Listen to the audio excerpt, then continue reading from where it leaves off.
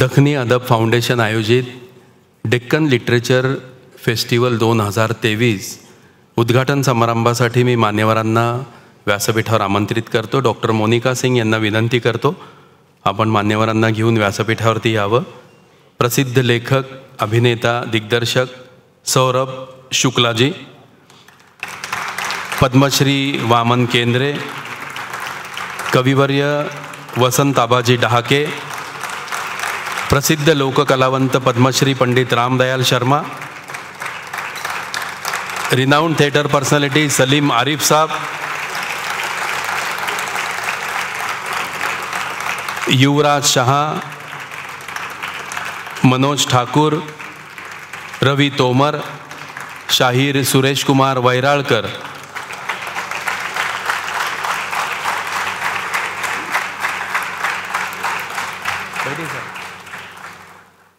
पुण्याला Oxford of the east असं म्हणतात।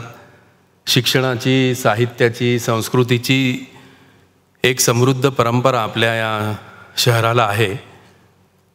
1848 साली भिडेवाड्यामध्ये महात्मा फुले आणि सावित्रीबाईंनी देशातली पहिली मुलींची शाळा सुरू केली। आपल्याला माहिती आहे 1823 साली डेक्कन कॉलेजची स्थापना झाली। 1881 साली फर्ग्युसन कॉलेज, भांडारकर प्राच्यविद्या संशोधन केंद्र, 1875 साली सुरू झालेली देशातली एकमेव तिकिटेड सशुल्क वसंत व्याख्यानमाला अव्याहतपणे सुरू असणारं देशातलं एकमेव शहर आहे आपलं पुणे। हे फक्त दोनदाच त्याच्यामध्ये खंड पडला, 1897च्या प्लेगनी आणि 2020च्या कोविडनी। 1878 साली पहिलं अखिल भारतीय मराठी साहित्य संमेलन हिराबागेमध्ये सुरू झालं। पुण्याला जशी विविध गोष्टींची परंपरा आहे तशी दिवाळी अंकांची सुद्धा परंपरा आहे। 1909 साली पहिला दिवाळी अंक प्रकाशित झाला होता सर, ती पण 114 वर्षाची परंपरा आहे। आणि या दिवाळी अंकाचं वाचन करताना एक अनुभव नावाच्या अंकामध्ये मी पॉवेल कुझिन्स्की नावाच्या चित्रकाराची चित्र बघितली की आता या व्हर्च्युअल डिजिटल मीडियाचं इतकं अतिक्रमण झालेलं आहे की आमच्या मिलिंद जोशी नावाचा मित्र म्हणतो की नवरा बायको दोघंजणं उभे असतात आणि तो नवरा म्हणतो की खूप वेळ तिच्या कानात किंचाळत राहिलो, त्याचा उपयोग झाला नाही, मग मी तिला व्हॉट्सॲप मेसेज केला तेव्हा तिने माझ्या पायावरचा तिच्या टोकदार सँडलचा पाय काढला। तर इतकं एन्क्रोचमेंट झालेली आहे।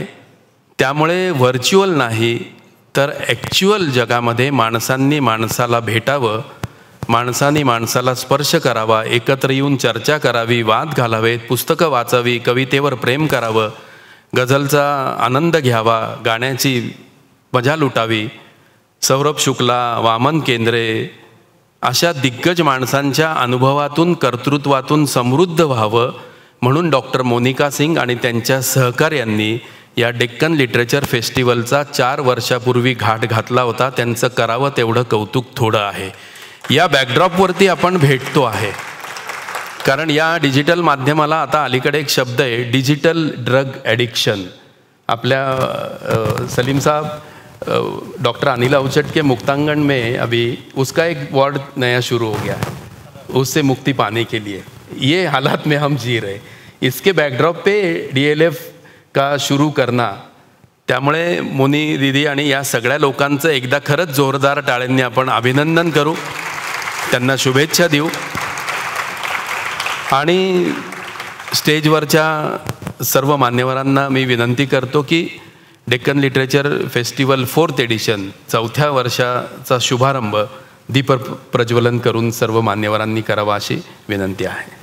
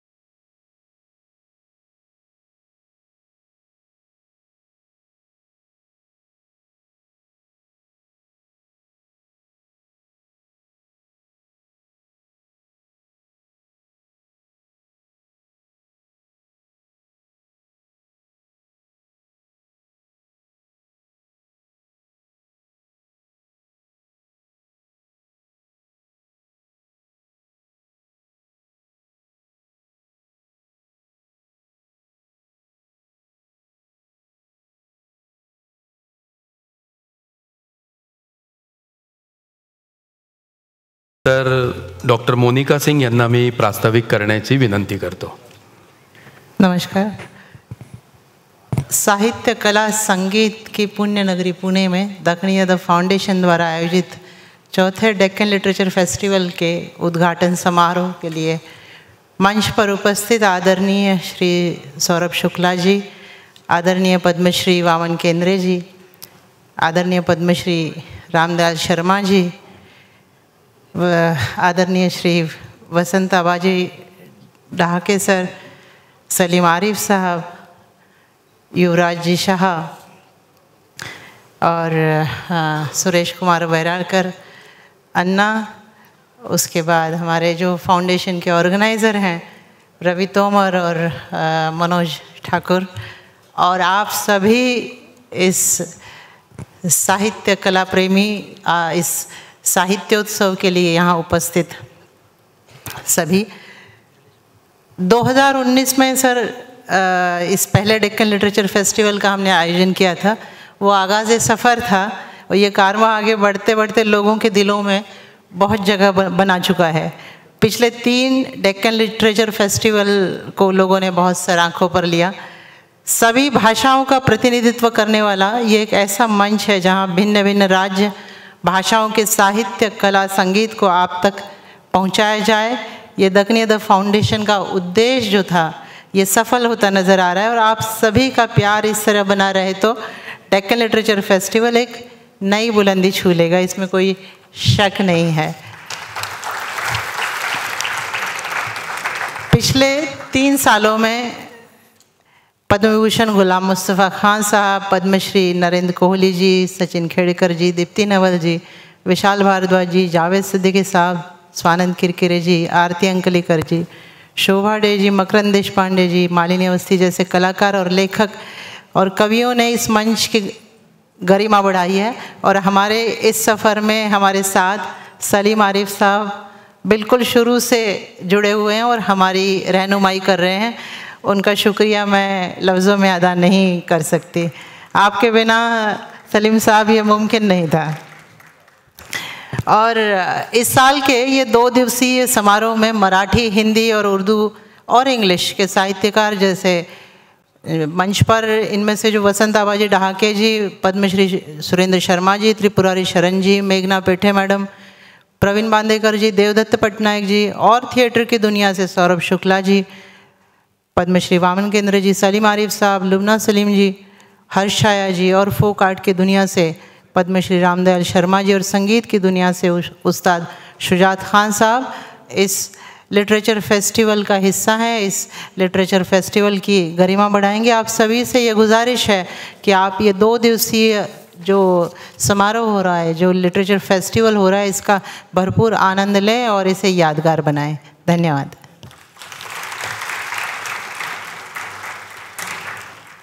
डेक्कन लिटरेचर फेस्टिवलच्या व्यासपीठाची उंची अनेकांनी वाढवली आहे. जसं आत्ता मोनिका सिंग यांनी सांगितलं, यंदाच्या वर्षी असे अनेक मान्यवर या स्टेजवर परफॉर्म करणार आहेत. त्यातलं एक खूप मोठं नाव की ज्यांनी या व्यासपीठावरती सादरीकरण करावं हे आमचं भाग्य आहे. पुणेकरांना अशा लोककलावंताचं दर्शन घडतं आहे.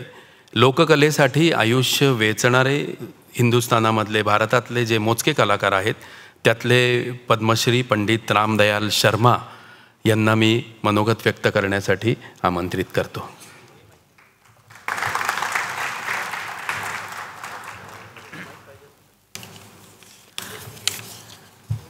आप सभी को मेरा सादर प्रणाम. परम आदरणीय ये दक्षिणी यादव फाउंडेशन, इसका चौथा 4वां जो फंक्शन हो रहा है, मैं इसके लिए बहुत बहुत शुभकामनाएं और बधाई देता हूं आप सबके लिए. और मेरा बड़ा सौभाग्य है कि बड़े विद्वानों के साथ मिलना हुआ. मेरा बुलाया मुझे आदरणीय मोनिका जी ने, और श्री वामन केंद्री जी, पद्मश्री वामन केंद्री साहब, आरिफ साहब और शुक्ला जी हमारे तो आदरणीय जो है शाहिर जी, शाहिर जी, और डॉक्टर वसंत जी जो है, साधारण जी, मैं साधारण नमस्कार कर रहा हूँ आप सबके लिए, बहुत बहुत नमस्कार। और मैं केवल ज़्यादा नहीं बोलूँगा, थोड़ा सा नौटंकी के बारे में। पहले कहते थे कि अरे भाई क्या नाटक कर रहा है, लेकिन अब वो सारी झोंक उस पर नौटंकी पे आ गई है। नाटक वाले ही अब कहने लगे हैं कि क्या नौटंकी कर रखी है, और नौटंकी वाले कहते हैं क्या नाटक रच रहा है। लेकिन एक बात मैं बताऊं आपको, थोड़ा सा नौटंकी को कुछ ऐसे लोगों ने बदनाम किया है जो खुद बदनाम है, उन्होंने बदनाम किया है कुछ नहीं। जरा भी एक बार उन्होंने किसी ने नौटंकी देख ली या कोई एक शो किसी के उसमें साइड में कर लिया, तो वो असल में अपने को एक्सपर्ट बताने लगे। इसके लिए कोई वही नहीं है, जो भी कह रहा है कि हम एक्सपर्ट हैं नौटंकी के, बड़ा तमाशा है। और उसको कितने बुरे तरीके से करते हैं। आज के युवाओं का मैं उनका कोई कसूर नहीं मानता, क्योंकि युवा जो भी देखेगा वही तो मानेगा कि यही चीज़ है। यदि विकृत रूप में नौटंकी को देखेगा तो वो यही समझेगा कि नौटंकी यही है। ऊट पटांग नाच भौड़ा जो है, ऐसा उसको करते हैं लोग, तो उसी को समझते हैं, लेकिन ऐसा नहीं है। ये राष्ट्रीय नाट्य विद्यालय में मैं गया हूँ, आशीष विद्यार्थी वगैरह, आशुतोष राणा, ये सब मेरे स्टूडेंट रहे हैं। ये सब कहते थे कुछ दिन बाद कि गुरुजी ये तो पूजने लायक विधा है, इसको इतना बदनाम कर रखा है। जी हाँ, इसको यदि ढंग से करें, अच्छी तरह से करें, तब समझ में आएगा। ये मैंने थोड़ा सा 4 लाइन में आपको थोड़ा सुना रहा हूँ मैं। ये स्वांग की बेटी, स्वांग असली नाम है इसका स्वांग। नौटंकी कोई विधा नहीं है, नौटंकी तो एक स्क्रिप्ट थी, एक राजकुमारी का नाम है नौटंकी। वो इतनी पॉपुलर हो गई, जैसे कि आप बाजार में जाते हैं, कोई भी वनस्पति घी कहेंगे तो कहेंगे डालडा देना, या कोई भी ये वॉशिंग पाउडर लेंगे तो आप सीधा ही कहेंगे सर्फ देना ज़रा। ऐसे ही इस नौटंकी कितनी पॉपुलर हुई थी, हमारे पूर्वजों ने किया, इसको बहुत जगह पे किया, तो वो बहुत पॉपुलर हो गई। तो जो भी आ रहा है, पार्टी आ रही तो उसमें कहेगा नौटंकी का खेल आ रहा है। लेकिन नौटंकी वैसे कोई विधा नहीं है, स्वांग है असली नाम इसका, स्वांग। और स्वांग का भी सबसे पहला नाम है, आपने विद्वान लोग हैं संस्कृत नाटकों में, भरत मुनि जी ने भी सांगीतक एक शब्द है, सब जानते हैं विद्वान लोग, तो सांगीतक का ही सांगीत शब्द है। और कोई भी किताब नौटंकी की आप देख लीजिए, कहीं भी नौटंकी नाम नहीं लिखा होगा, उस पर सांगीत लिखा होगा। इसलिए ये स्वांग की बेटी नौटंकी कभी ये मर नहीं सकती। स्वांग की बेटी नौटंकी, स्वांग की बेटी नौटंकी कभी ये मर नहीं सकती। करो ईमानदारी से तो बदनामी इसकी हो नहीं सकती। और जो इसे बदनाम करते हैं, जो इसे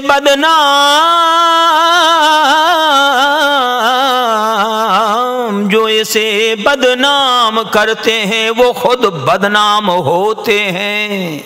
लेकिन ये असलियत, ये तो जिंदा थी, वह जिंदा है रहेगी, जिंदा नौटंकी। ये जिंदा थी, वह जिंदा है रहेगी, जिंदा नौटंकी। सादर नमस्कार।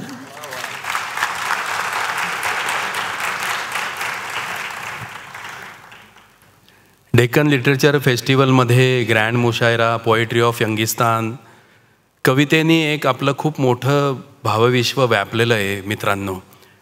आरती प्रभू खानोलकरांनी म्हटलं होतं, मी पाहतोय माझ्या कवितेला दूर ठेवून एखाद्या पेटलेल्या दिव्याप्रमाणे. ग्रेसांनी लिहिलं होतं, मी महाकवी दुःखाचा प्राचीन नदी परी खोल, दगडाचे माझ्या हाती वेगाने होते फूल. किंवा कविश्रेष्ठ कुसुमाग्रज म्हणले होते की विजयासाठी कविता माझी कधीच नव्हती, म्हणून नाही भीती तिजला पराजयाची, जन्मासाठी हटून केव्हा नव्हती बसली, म्हणून नाही भीती तिजला मरावयाची.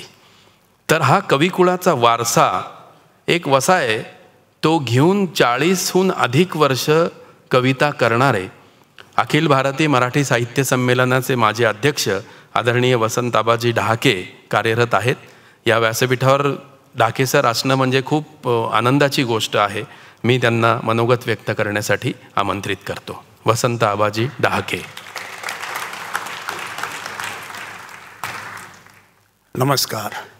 मगाशी मिलिंद कुलकर्णी यांनी निवेदन करत असताना माणसाचा माणसाला स्पर्श झाला पाहिजे असा एक शब्द वापरला होता.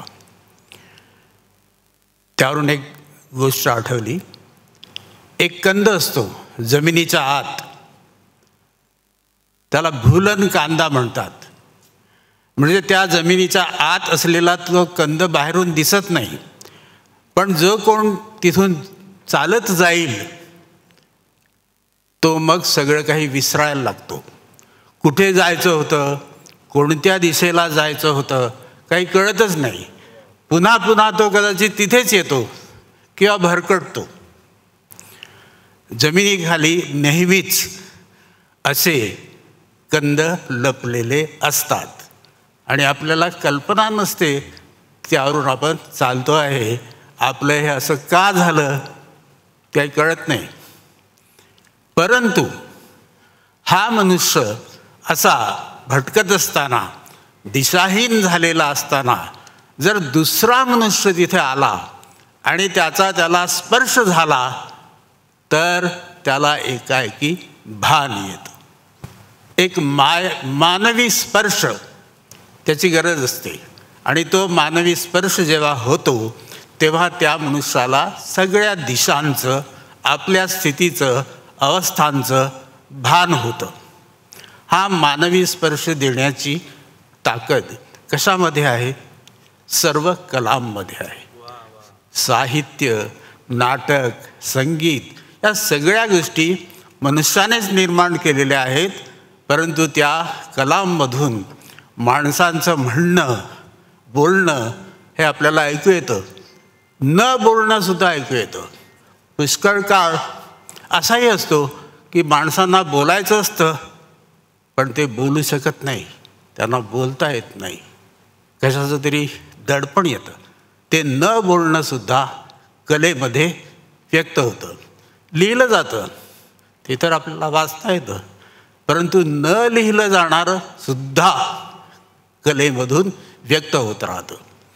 हे न लिहिलेलं, न बोललेलं जर आपल्याला अनुभवायचं असेल, वाचायचं असेल, ऐकायचं असेल तर हा जो कला महोत्सव दखनी अदब फाउंडेशन यांनी इथे साकारलेला आहे, आपल्याला एकेका कलेतलं बोलणं ऐकू येईल, आपल्या मनापर्यंत पोचेल. आणि शक्य आहे की आपण जे बोलायचं आहे पण दडपून ठेवलेलं आहे ते बोलू शकू. जे लिहायचं आहे पण लिहिलं जात नाही आहे ते कदाचित लिहिलं जाऊ शकेल. संबंध काळ आपल्यासमोर आहे, आपला अवतीभोवतीचं वर्तमान आपल्यासमोर आहे. बोलायचं आहे ते बोलण्याची शक्ती, लिहायचं आहे ते लिहिण्याची शक्ती, जे गायचं आहे ते गायची शक्ती आपणा सगळ्यांना मिळो अशी प्रार्थना करून मी इथे थांबतो. नमस्कार.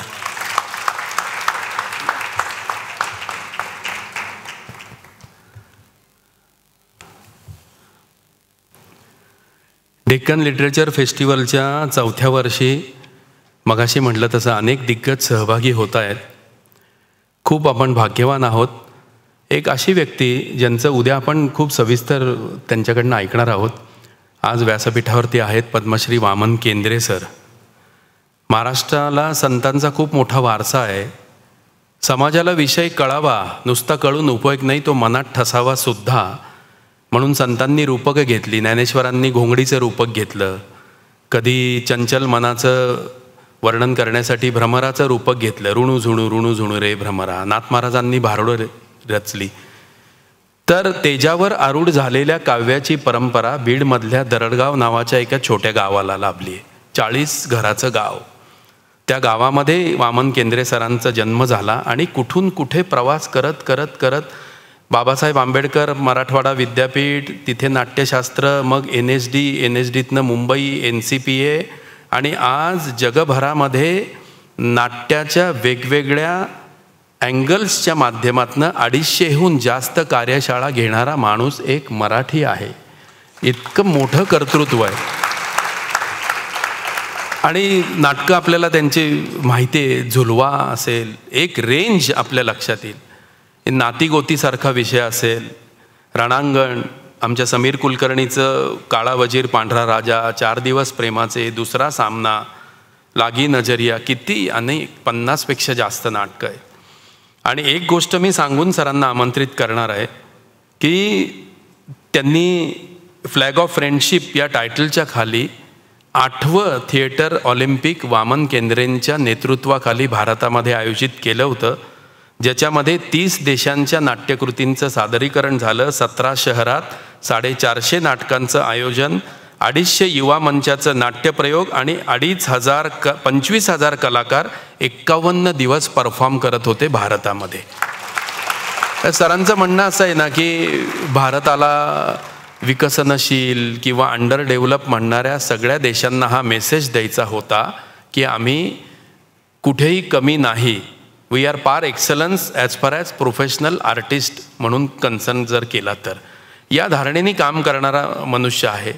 त्यामुळे नाट्यशास्त्राचं मुख्य आणि समांतर प्रवाह दोन्हीकडे तेवढंच त्यांचं प्रभुत्व आहे.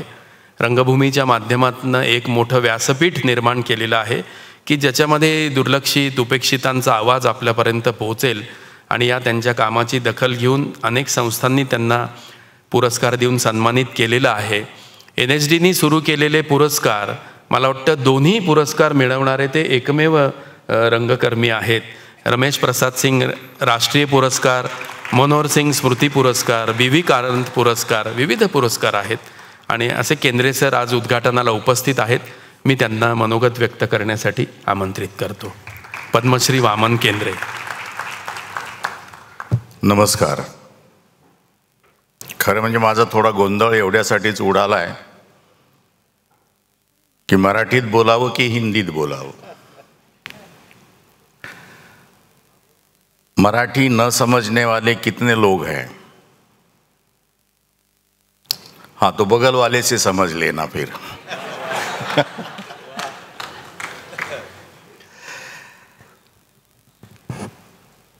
हम जो दक्खन के लोग हैं, ऐसा माना जाता है की पुण्यामधून दख्खनचा दरवाजा उघडतो.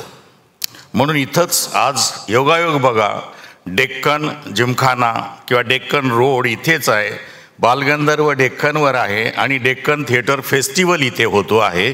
याच्यासारखा दुर्मिळ योग आपल्याला पुन्हा पाहायला मिळणार नाही.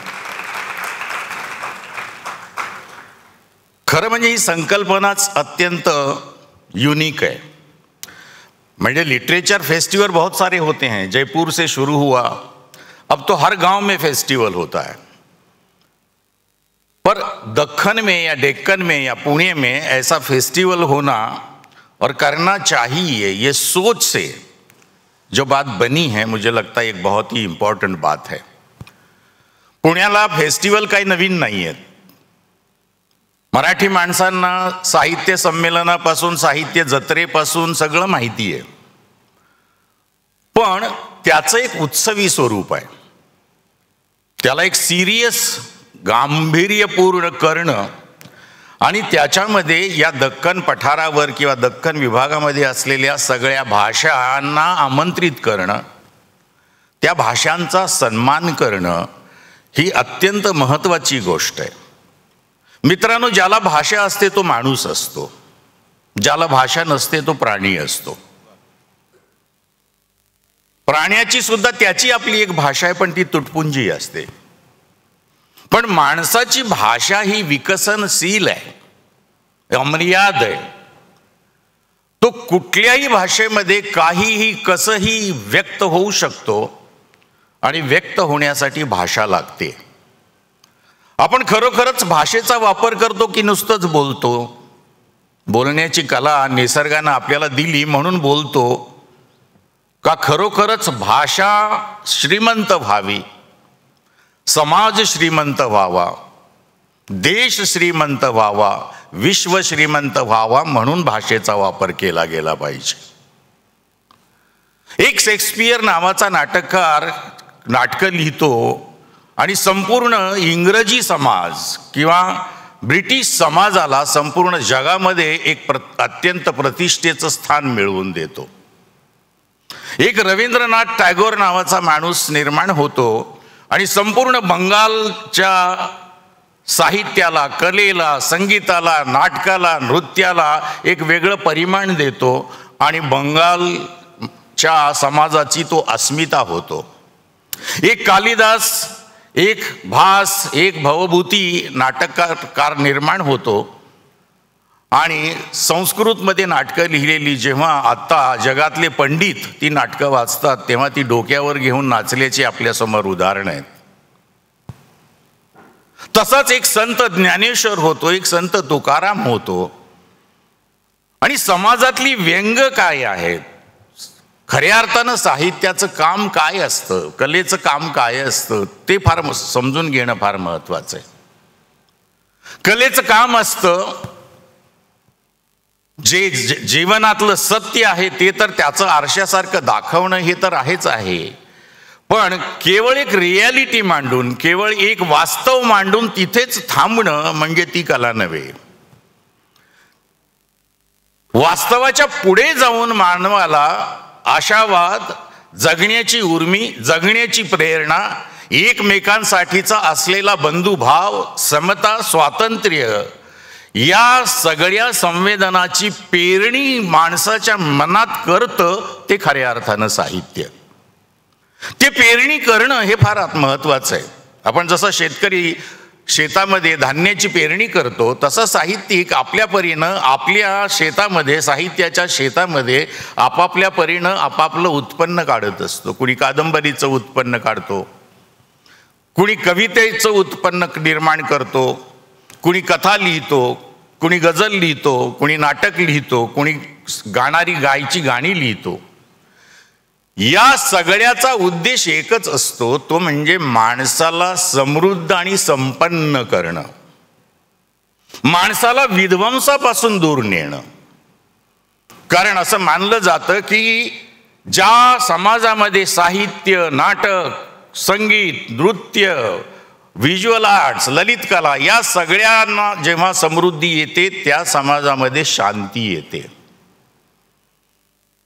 विश्वशांती ज्याला म्हणतो आपण, किंवा जगामध्ये शांती नांदायची असेल तर तिथे कलेची उपज फार मोठ्या प्रमाणात व्हावी लागते. जेव्हा काश्मीरमध्ये अनरेस्ट होता, पंजाबमध्ये अनरेस्ट होता, आता मणिपूरमध्ये अनरेस्ट आहे, अशा ठिकाणी जेव्हा कला आपलं काम जोमानं करतात तेव्हा माणसाला निगेटिव्ह विचारापासून, माणसाला विकृत विचारापासून उत्तम विचारापर्यंत नेण्याचं काम करतं ते असतं साहित्य, ते असतात कला. एखादा समाज कसा ओळखायचा, त्या समाजाची अस्मिता काय आहे, तो समाज कसा आहे हे ओळखायचं असेल तर फक्त त्या ठिकाणची 4 महत्त्वाची पुस्तकं वाचा, 4 नाटकं बघा, 4 संगीताचे कार्यक्रम ऐका, 4 नृत्याचे कार्यक्रम ऐका, आपल्याला तो समाज कळू लागतो. आणि समृद्ध समाजाचं लक्षण असतं लिव्ह अँड लेट लिव्ह. तुम्ही जगा, तुमच्या टर्म्सवर जगा, तुमच्या पद्धतीनं जगा आणि दुसऱ्यालाही त्याच्या पद्धतीनं जगू द्या. हा मेसेज पोचवणं हेच मला वाटतं साहित्याचं काम असतं. हे उत्सव का महत्वाचे आहेत? मोनिका सिंग यांचं खरं म्हणजे आपण सगळ्यांनी मनापासून अभिनंदन केलं पाहिजे, आभार मानले पाहिजेत की अशा पद्धतीच्या बहुभाषिक एक महोत्सव पुण्यामध्ये भरवत आहेत. कारण असे उत्सव होणं आता गरज आहे. कोणी एकेकाळी नाट्य संमेलनाची सुरुवात झाली, मला वाटतं जवळजवळ 100व्या संमेलनापर्यंत नाटक पोचलंय, साहित्य संमेलन कदाचित पोचलंय, पुढे गेलेलं आहे. आता आपल्याला भाषेच्या संमेलनाची अत्यंत आवश्यकता आहे. सुरुवातीला आमचे सूत्रधार निवेदक त्यांनी सांगितलं की नवरा बायको जवळ उभे आहेत, पण त्यांना एकमेकांचा वास्तवातला सहवास आता महत्त्वाचा वाटत नाही. काहीतरी एक व्हर्च्युअल रियालिटीमध्ये आपल्याला काहीतरी मोठं भयानक असं काहीतरी हाती लागणार आहे असा आपल्या सगळ्यांचा गैरसमज करून दिलेला आहे. मी दिलेला आहे असं म्हणतोय, कारण हे मार्केटिंग आहे, हे ग्लोबल मार्केटिंग आहे. तुमच्या माझ्या खिशातनं पैसे काढण्यासाठी आपल्याला नशेमध्ये ठेवण्याचं काम हे सगळे सोशल मीडिया करतायत. आणि अशा वेळेला साहित्य असेल, नाटक असेल, संगीत असेल, सिनेमा असेल, याचं फार महत्त्वाचं काम आहे की त्या एकमेकांपासून दूर गेलेल्या माणसाला पुन्हा एका मंचावरती आणणं, पुन्हा त्यांना एका घरामध्ये आणणं, पुन्हा त्यांना एका समाज उपक्रमामध्ये आणून त्यांच्यामध्ये संवाद प्रस्थापित करणं, आदान प्रदान प्रस्थापित करणं, तुझं माझं चांगलं बरं वाईट शेअर करणं, झगडे करणं, विचार एकमेकांना सांगण्याची गरज आहे. कारण तुम्ही एका घरामध्ये बसल्यानंतर तुमच्या असं लक्षात येईल की समजा 4 माणसं आहेत, 4 माणसाच्या हातात 4 मोबाईल आहेत, ते आपापसात संवाद संपलेला आहे, माणसांचा संवाद तुटलेला आहे. तो तिथेच बसून भलत्याच माणसाशी, ज्याची त्याची कधी भेट होणार आहे की नाही माहिती नाही, त्याच्याशी तो संवाद साधतोय. म्हणजे जे जवळ आहे, जे भोवतालचं आहे, जे भोवतालामध्ये आहे ते महत्त्वाचं नाही, आणि कुणीतरी एक जे रियल नाही, जे व्हर्च्युअल आहे ते महत्त्वाचं वाटणं, याच्या मागे अत्यंत महत्त्वाची विचारधारा आहे. आपल्याला आपल्यापासून तोडण्याचं हे षडयंत्र आहे. म्हणून असे उत्सव होण्यासाठी आपल्याला साहित्याची उंची, साहित्याचे गुण, साहित्याची क्वालिटी, कलेची एस्थेटिकल व्हॅल्यू हे सगळं शिकवणं, समजावणं हे साहित्याचं काम आहे. आणि म्हणून अशा पद्धतीचे महोत्सव झाले पाहिजेत. मुळात मीडियोकर लोकांनी अशा पद्धतीची माध्यमं निर्माण करून लोकांना कामाला लावलंय. ज्या सगळ्या ऑर्गनायझेशन्स आहेत त्या मीडियोक्रिटीच्या हातात जाण्यापासून आपल्याला वाचवल्या पाहिजेत. आणि सर्वोत्तम काय आहे, सर्वोत्तमाचा ध्यास घेतलेली माणसं, सर्वोत्तम साहित्य कृती, सर्वोत्तम नाटकं, सिनेमे हे त्यांच्या पाठीशी उभा राहण्याचा काळ आहे. आणि जे सर्वोत्तम आहे त्याचा ध्यास घेतलेला समाज निर्माण करणं, तितपत संवेदनशील समाज निर्माण करण्याचं काम आज साहित्यावर येऊन ठेपलेलं आहे. आणि म्हणून मला वाटतं की अशा पद्धतीचे साहित्य उत्सव होणं हे अत्यंत महत्त्वाचं आहे. जसं साहित्यामधून समृद्धी, संवेदना, गुण, कसदार काय असतं हे जसं एकीकडे समृद्ध समाज, संपन्न समाज, संवेदनशील समाज निर्माण करण्याचं काम असतं, तसंच या समाजामध्ये ज्याला आवाज नाही त्याला आवाज निर्माण करून देण्याचं काम सुद्धा साहित्याला करावं लागतं. आपल्या लक्षात येईल की एक अभिजनांचं साहित्य म्हणून काही वर्ष आपण मराठी साहित्याकडे बघत होतो, आणि एक बलूत नावाचं आत्मचरित्र आलं आणि एक फार मोठा दरवाजा उघडला गेला. आणि ज्यांना कधी बोलता येत नव्हतं, ज्यांना कधी आपलं मत व्यक्त करता येत नव्हतं, ती माणसं आपली आत्मचरित्र, आपल्या आत्मविवेचना, आपल्या आत्मवेदना लिहू लागली. आणि अजूनही मला असं वाटतं की या समाजामध्ये, तो भारतीय असेल तो जगातला कुठलाही समाज आहे, unheard voices are there, we have to hear their voices. आणि म्हणून जे साहित्य वंचित, न्याय, समाज शिडीवरचा शेवटचा माणूस आहे त्याच्याकडे बघायला लावतं, त्याची वेदना समजून घ्यायला लावतं, त्याचा आनंद समजून घ्यायला लावतं, त्याचं जगणं समजून घ्यायला लावतं, त्याची तारांबळ समजून घ्यायला लावतं, आणि त्याला साहित्याच्या आणि जगण्याच्या मुख्य प्रवाहामध्ये आणतं. ते खऱ्या अर्थानं साहित्य आहे. आणि अशा साहित्याचा उत्सव झालाच पाहिजे. म्हणून मोनिका सिंग आणि त्यांचे सगळे साथीदार जे आहेत, हे सगळं काय म्हणूया महत्त्वाचं कष्ट करतायत आणि आपल्याला एकत्र आणतायत. त्यांचं मनापासून अभिनंदन करतो आणि मी माझे 2 शब्द संपवतो. नमस्कार.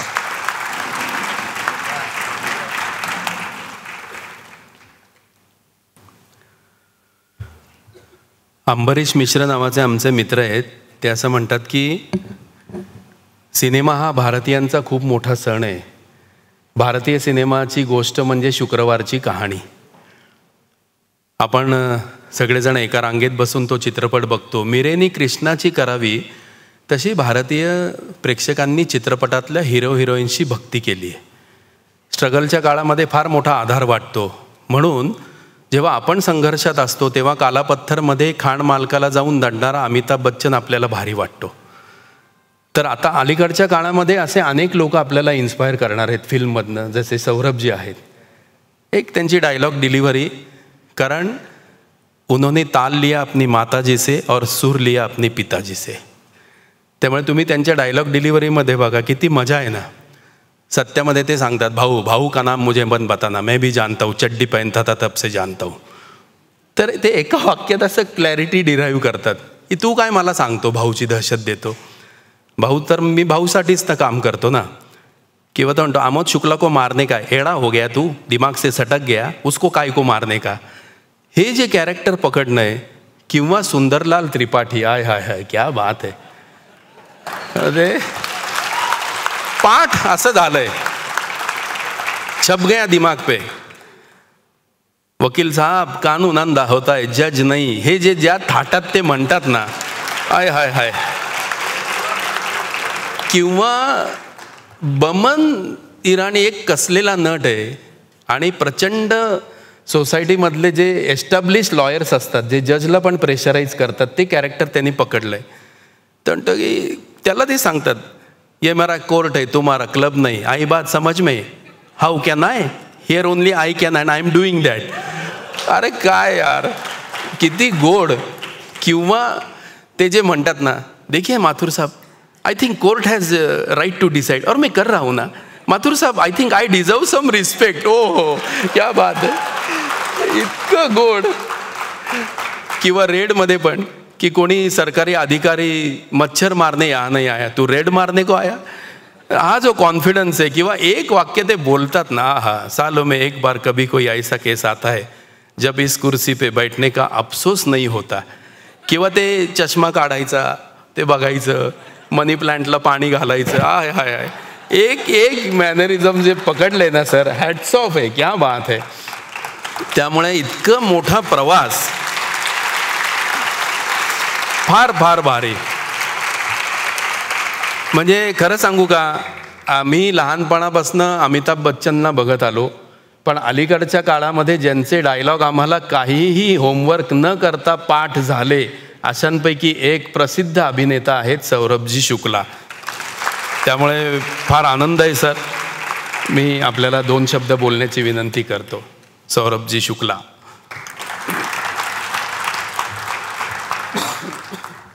बहुत बहुत धन्यवाद. जितनी भी बातें यहाँ कही गई हैं मेरे सम्मान में, मुझे बहुत अच्छा लगा. ये तालियों के गड़गड़ाहट, यहाँ सभी बैठे मेरे सीनियर्स, उनकी मुस्कुराहट, सब बहुत अच्छा लगा. लेकिन जितनी भी तारीफ में मेरी चीज़ें कही गई हैं वो मेरा नहीं है. जितने डायलॉग्स आपने सुने हैं उन्हें किसी ने लिखा है. हाँ, सत्या के जो डायलॉग्स बोले गए हैं उसमें मैंने ज़रूर लिखा है. लेकिन जब एक एक्टर एक्टिंग करता है तो वो सारा श्रेय उसको चला जाता है.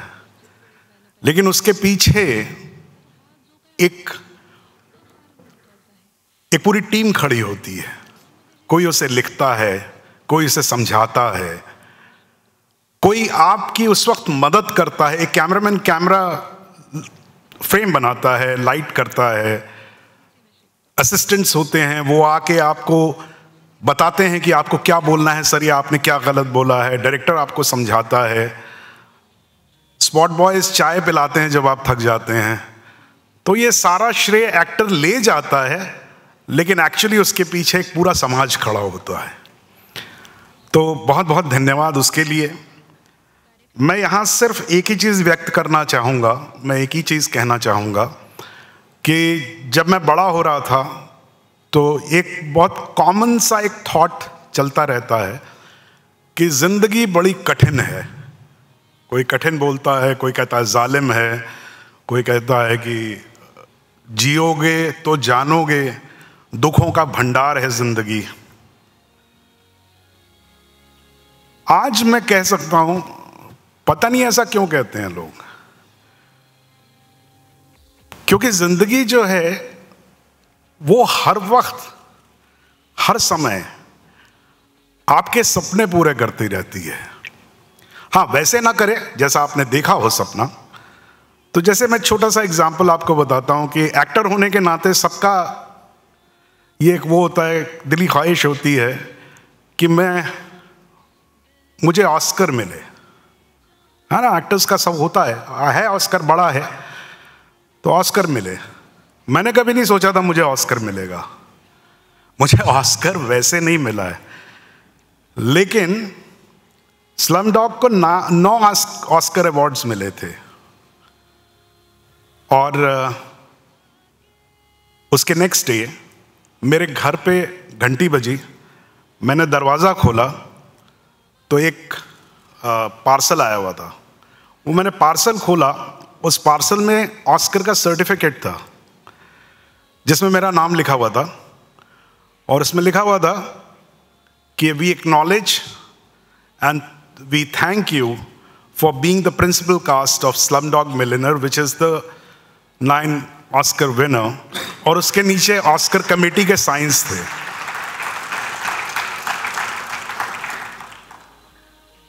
तो जिंदगी आपका सपना पूरा करती है। मुझे अमेरिका जाने का मौका नहीं मिला, ऑस्कर उसमें जाने का मौका नहीं मिला, वो कोई बात नहीं, मेरे घर बिठाए उन्होंने भेज दिया। इससे अच्छा मतलब होम सर्विस इससे बढ़िया और क्या हो सकती है। उसी तरीके से मैं वहां बैठा होता था और मैं नाटक देखता था, और मेरा सपना होता था कि मैं कभी नाटक कर पाऊंगा। फिर मैंने नाटक भी किया, तो मैं स्टेज पे आया, मैंने बहुत सारे लोगों को देखा। मैं वामन जी आपको बताना चाहता हूं, मैं दिल्ली में थिएटर कर रहा था, तब आपका एक नाटक हुआ था वहां पर, गधे की बारात, जो तमाशा फॉर्म में श्री राम सेंटर में हुआ था। तो बड़ा शोर था वहां पर, वामन जी का बड़ा शोर था। तो हम दूर से सुना करते थे, मैं कभी मिल नहीं पाया था इनसे। तो इच्छा थी कि कभी यार मौका लगेगा तो इनसे मिलेंगे। फिर वो इच्छा भी एक दिन पूरी हो गई। ये एनएसडी में डायरेक्टर बन के आए, मैं एनएसडी के बाहर चाय पी रहा था, इनको पता लगा, इन्होंने अपने कमरे में बुला लिया, मुझे चाय पिलाई। तो जिस आदमी से मैं मिलना चाहता था उसने खुद मुझे बुला के चाय पिलाई। इससे बेहतर कुछ हो ही नहीं सकता था।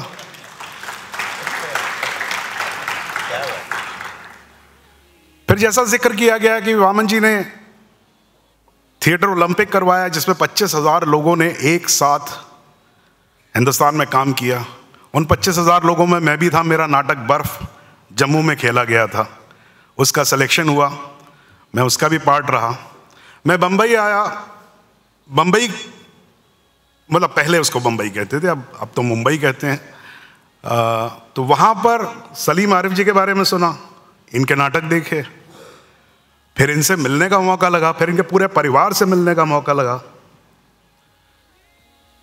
मैंने कभी नहीं सोचा था, सबको चाह होती है सम्मान मिले, सबको होती है, मुझे भी है। मैंने कभी नहीं सोचा था कि एक समय ऐसा भी आएगा जब मुझे स्टेज पे बुलाया जाएगा और इन सब लोगों के सामने, जो मेरे गुरुजन की तरह हैं, आपको मैं जिन लोगों को मैं जानता भी नहीं हूं लेकिन जिनको मैंने अभी सुना है, उनके सुनने से ही वो मेरे कुछ ना कुछ मेरे ज्ञान में उन्होंने अर्जित किया है। उन लोगों के साथ बैठ के मुझे उनके बराबरी में बिठाया जाएगा, ये मैंने कभी सोचा नहीं था। ये सपना पूरा करने के लिए मोनिका जी बहुत बहुत धन्यवाद।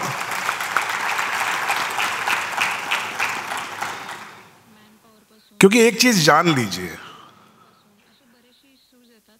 यहां जितने लोग बैठे हैं ये सभी मेरे सीनियर हैं। मैं आपको शक्ल से थोड़ा लग रहा हूंगा कि भाई मैं इनका हम उम्र हूं, लेकिन मैं दरअसल बहरूपिया हूं। जो आदमी आपसे बात कर रहा है वो आज भी वही 22 साल का नौजवान है जिसने अभी अभी काम शुरू किया है। धन्यवाद।